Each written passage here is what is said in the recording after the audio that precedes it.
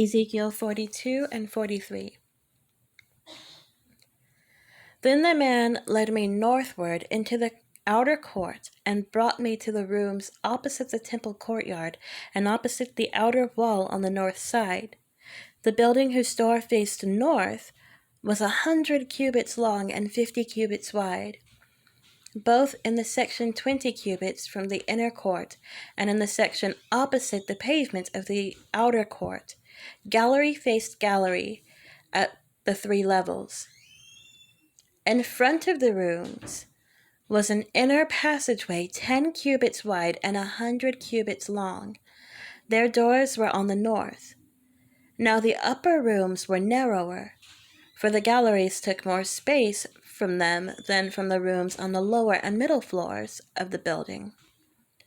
The rooms on the top floor had no pillars, as the court had, so they were smaller in floor space than those on the lower and middle floors.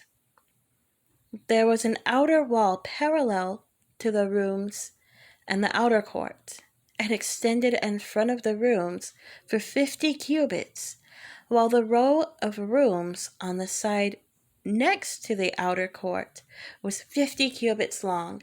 The row on the side nearest the sanctuary was 100 cubits long. The lower rooms had an entrance on the east side as one enters them from the outer court. On the south side, along the length of the wall of the outer court, adjoining the temple courtyard, and opposite the outer wall, were rooms with a passageway in front of them. These were like the rooms on the north. They had the same length and width, with similar exits and dimensions. Similar to the doorways on the north were the doorways of the rooms on the south. There was a doorway at the beginning of the passageway that was parallel to the corresponding wall extending eastward, by which one enters the rooms. Then he said to me, "The north and south rooms facing the temple courtyard are the priests' rooms, where the priests who approach the Lord will eat the most holy offerings. There they will put the most holy offerings, the grain offerings, the sin offerings, and the guilt offerings, for the place is holy. Once the priests enter the holy precincts, they are not to go into the outer court until they leave behind their garments in which they minister, for these are holy. They are to put on other clothes before they go near the places that are for the people." When he had finished measuring what was inside the temple area, he led me out by the east gate and measured the area all around. He measured the east side with the measuring rod.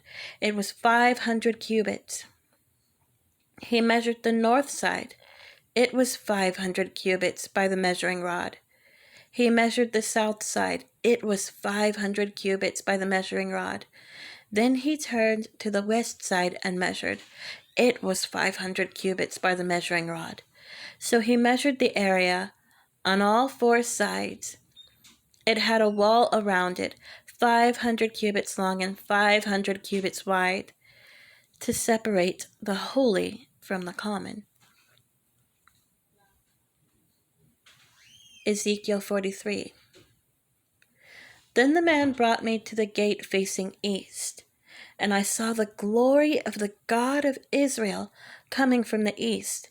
His voice was like the roar of rushing waters, and the land was radiant with his glory. The vision I saw was like the vision I had seen when he came to destroy the city, and like the visions I had seen by the Kebar River, and I fell face down. The glory of the Lord entered the temple through the gate facing east. Then the Spirit lifted me up and brought me into the inner court, and the glory of the Lord filled the temple. While the man was standing beside me, I heard someone speaking to me from inside the temple. He said, "Son of man, this is the place of my throne, and the place for the soles of my feet. This is where I will live among the Israelites forever. The people of Israel will never again defile my holy name, Neither they nor their kings, by their prostitution and the funeral offerings for their kings at their death. When they placed their threshold next to my threshold, and their doorpost beside my doorpost, with only a wall between me and them, they defiled my holy name by their detestable practices. So I destroyed them in my anger.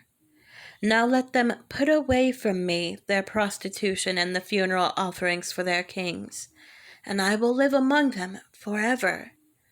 Son of man, describe the temple to the people of Israel, that they may be ashamed of their sins. Let them consider its perfection, and if they are ashamed of all they have done, make known to them the design of the temple, its arrangement, its exits and entrances, its whole design and all its regulations and laws. Write these down before them, so that they may be faithful to its design and follow all its regulations. This is the law of the temple. All the surrounding area on top of the mountain will be most holy. Such is the law of the temple. These are the measurements of the altar in long cubits, that cubit being a cubit and a handbreadth. Its gutter is a cubit deep and a cubit wide, with a rim of one span around the edge. And this is the height of the altar, from the gutter on the ground up to the lower ledge that goes around the altar. It is 2 cubits high, and the ledge is a cubit wide. From this lower ledge to the upper ledge that goes around the altar, it is 4 cubits high, and that ledge is also a cubit wide. Above that, the altar hearth is 4 cubits high, and 4 horns project upward from the hearth. The altar hearth is square, 12 cubits long, and 12 cubits wide. The upper ledge also is square, 14 cubits long and 14 cubits wide. All around the altar is a gutter of 1 cubit with a rim of half a cubit. The steps of the altar face east. Then he said to me, Son of man, this is what the sovereign Lord says. These will be the regulations for sacrificing burnt offerings and splashing blood against the altar when it is built. You are to give a young bull as a sin offering to the Levitical priests of the family of Zadok, who come near to minister before me, declares the sovereign Lord.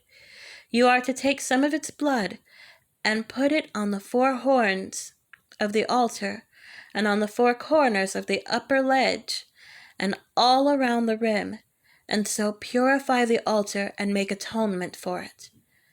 You are to take the bull for the sin offering and burn it in the designated part of the temple area, outside the sanctuary. On the 2nd day, you are to offer a male goat without defect for a sin offering, and the altar is to be purified, as it was purified with the bull. When you have finished purifying it, you are to offer a young bull and a ram from the flock, both without defect. You are to offer them before the Lord, and the priests are to sprinkle salt on them and sacrifice them as a burnt offering to the Lord.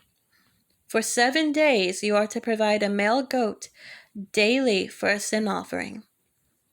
You are also to provide a young bull and a ram from the flock, both without defect. For 7 days they are to make atonement for the altar and cleanse it.